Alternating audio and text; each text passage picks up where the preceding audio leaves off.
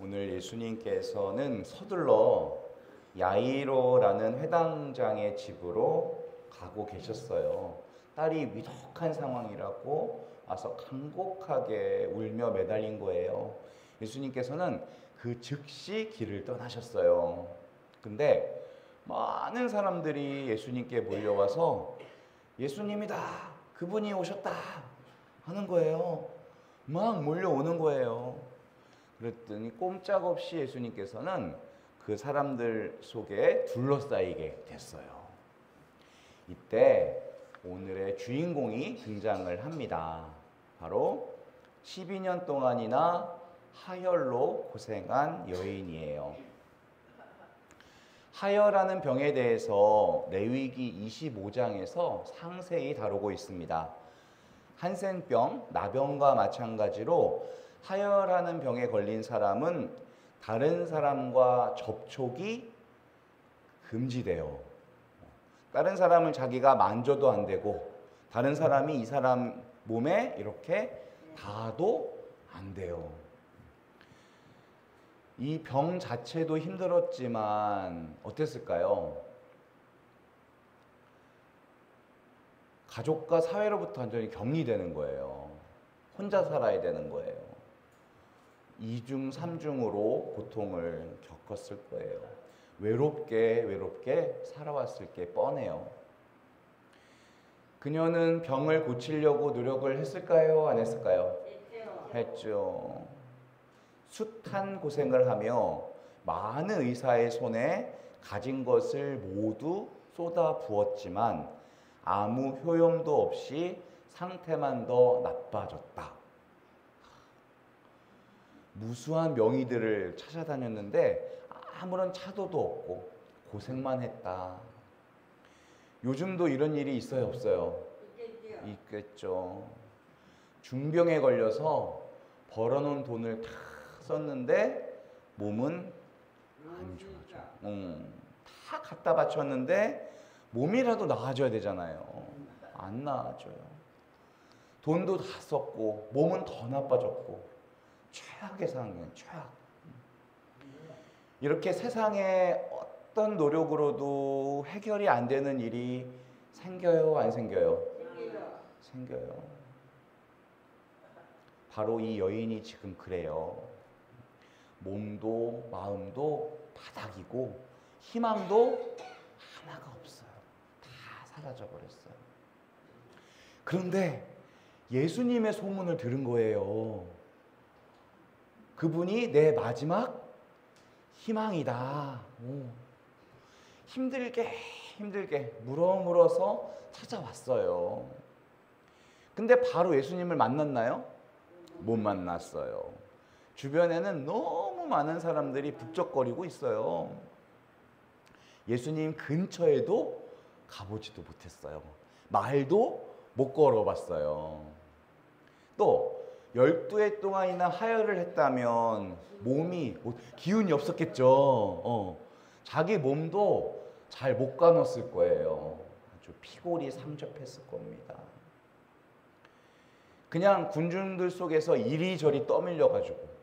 근데 예수님을 만나긴 만나야 되니까 아주 사투를 벌이면서 뚫고 들어갔을 거예요. 막상 주님 근처까지 갔어. 근데 또 문제가 있잖아요. 뭐죠? 자기는 지금 부정한 상태, 불결한 여자야. 자기가 기도해달라고 말을 걸 형편도 못 돼요. 부정한 사람은 딴 사람한테 말을 걸면 안 돼요. 주님 앞에 나설 용기가 있었다, 없었다? 없었다. 그래서 어떻게 했어요? 내가 저분의 옷에라도 살짝 손이 닿으면 나을 수 있겠다. 그 믿음으로 어떻게 그분 옷자락에 손을 살짝 댄 거예요. 어떻게 됐어요? 났어요. 과연 곧 출혈이 멈추고 병이 나은 것을 몸으로 느낄 수가 있었다라고 되어 있어요. 기적이 일어났어요. 기적. 한번 생각해 볼까요? 사람들이 북적북적 밀렸는데 예수님 옷자락을 스쳐간 사람이 한둘이었을까? 엄청 많지. 근데 그 사람들한테 다 기적이 일어났을까? 아니란 말이에요. 예수님하고 더 가까운데 사람들이 더 많았지만 그것만으로 기적이 일어난 건 아니었죠. 자, 중요한 건 뭐가 있어야 되는 거예요? 믿음이 있어야 되는 거예요. 믿음이. 조그만 믿음이지만 그걸 가지고 예수님 앞에 나아갔을 때 그 믿음을 보시고 기적이 일어나는 거예요. 맞아요. 당신에게 수많은 사람들이 모여왔지만 어떤 모습, 어떤 마음으로 여기를 찾아왔는지 보실까요? 안 보실까요? 보신단 말이에요. 오늘 미사에도 많은 분들이 같은 장소에 앉아 계시지만 우리의 마음은 같아요, 달라요? 다를 수 있어요. 주님은 그런 우리의 마음을 아세요. 다 보고 계세요. 내가 어떤 마음으로 왔는지를 아세요. 복음의 그때도 똑같았어요.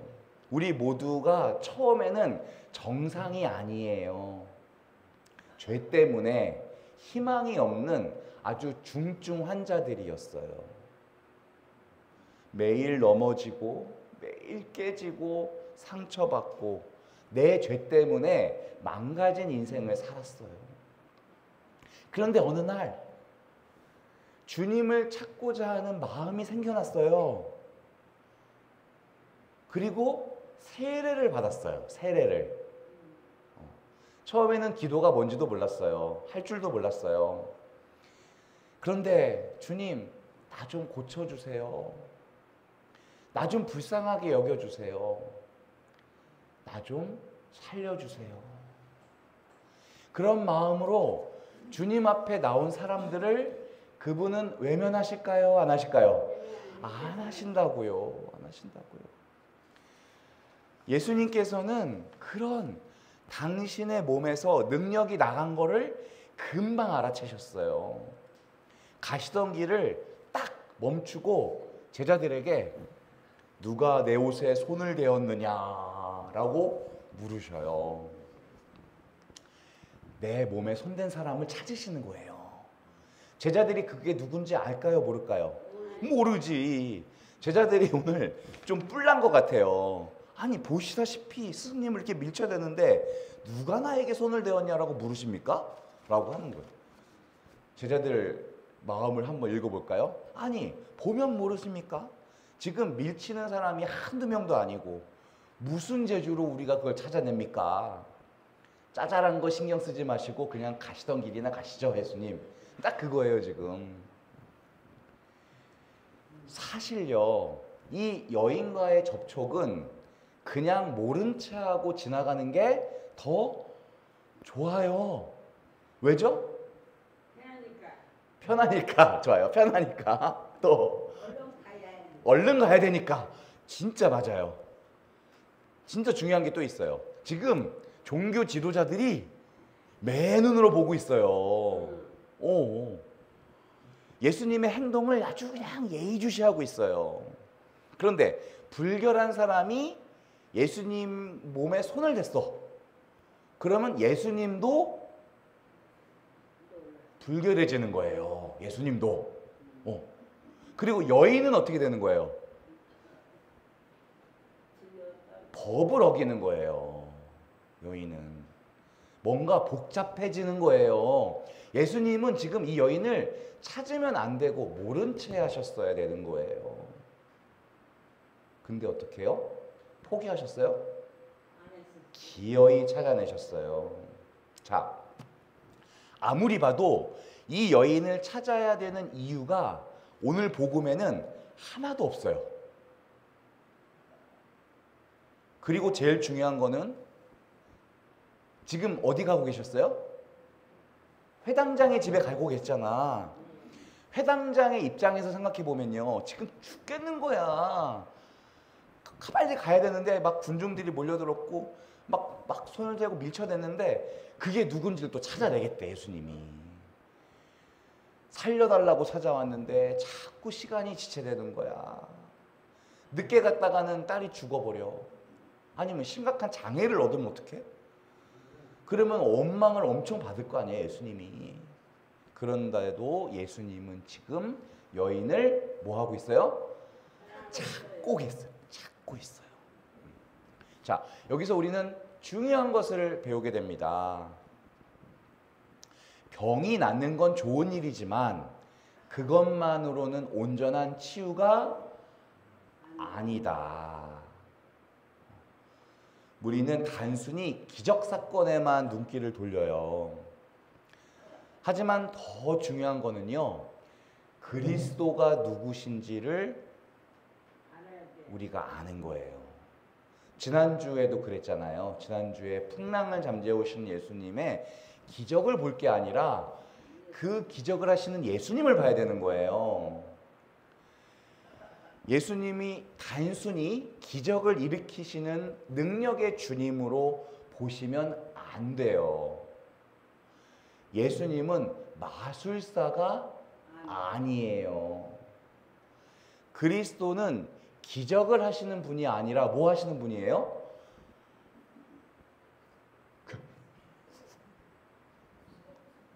5, 6, 7, 8, 9 구원을 하시는 분이에요. 구원. 예수님은 기적을 하러 오신 분이 아니라 구원을 하러 오신 분이에요. 예수님은 이 여인의 심정을 아세요. 오랜 세월 겪었던 고통을 아시고요. 그 외로움을 충분히 이해하고 계세요.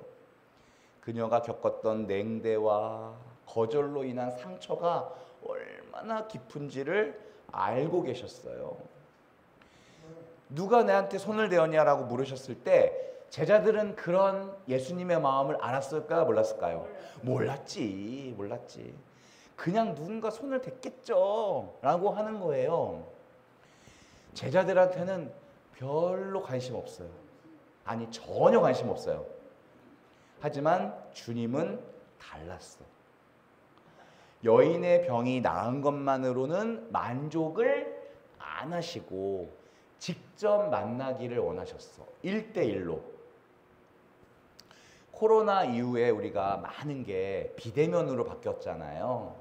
비대면이 편한 게 되게 많아요. 하지만 영혼을 돌보는 일은 비대면으로 안 돼요. 직접 만나야 돼요. 눈과 눈이 마주치고 마음과 마음이 마주치려면 직접 만나야 돼요. 단순히 당신께 손대고 병이 나았다는 것만으로는 온전한 치유가 아니다. 그녀를 인격 대 인격으로 만나서 깊은 내면까지 만져주기를 원하시는 거예요. 기계적이고 물리적인 치유가 아니에요. 인격적인 접촉을 원하신 거예요. 기적만 체험하고 떠나버리는 건 치유가 아니다. 스위스의 유명한 정신의학자 폴 투르니에라는 분이 이런 말씀을 하셨어요. 질병을 치료하지 말고 환자를 치료해라. 질병을 치료하지 말고 환자를 치료해라. 어떤 사람이 치료를 받았는데 삶은 나아지지 않았어. 몸은 나았는데 삶은 그대로야. 여전히 불행해요, 안 해요? 불행할 수 있어요. 육체적인 병보다 무서운 게 뭐예요? 마음의 병, 영혼의 병이에요. 몸만 나았다고 나은 게 아니에요. 맨날 비싼 거 먹어. 그 사람 잘 사는 사람이에요? 못 사는 사람이야. 좋은 집이 있으면 무조건 다 행복할까요? 안 행복해. 삶이란 이렇게 단순하지가 않아요. 주님은 육체적인 치료가 다가 아니라는 걸 알고 계세요. 그렇게 치유된 여인에게 말씀하십니다. 딸아, 내 믿음이 너를 5, 6, 7, 8 구원하였다. 구원하였다. 평안히 가거라. 그리고 병에서 벗어나 건강해져라. 주님은 어려운 걸 요구하지 않으셨어요. 너의 상태가 어떤지 묻지 않으셨어요. 그냥 그녀가 가진 조그만 믿음을 칭찬해 주셨어요. 그리고 그 믿음이 너를 바꿔놨다고 말씀하셔요. 마음의 병은 약으로 돼야 안 돼요? 안 돼요. 멍든 가슴엔 사랑의 가슴이 필요합니다. 주님은 그 여인을 향해서 뭐라고 부르셨냐면요. 딸아, 딸아라고 하셨어요. 딸아. 하회를 하는 여인은 오랫동안 들어보지 못했던 그런 말씀이었어요. 한때는 누군가로부터 사랑받는 여인이었을 거예요. 근데 병 때문에 모든 관계가 다 끊어졌어요. 아무도 나에게 그런 따뜻하게 불러줄 사람이 없었어요. 그런 예수님께서는 오늘 그녀에게 아빠처럼 다가가셨어요. 우리 몸은 언젠가 다 병들고 다 죽어요.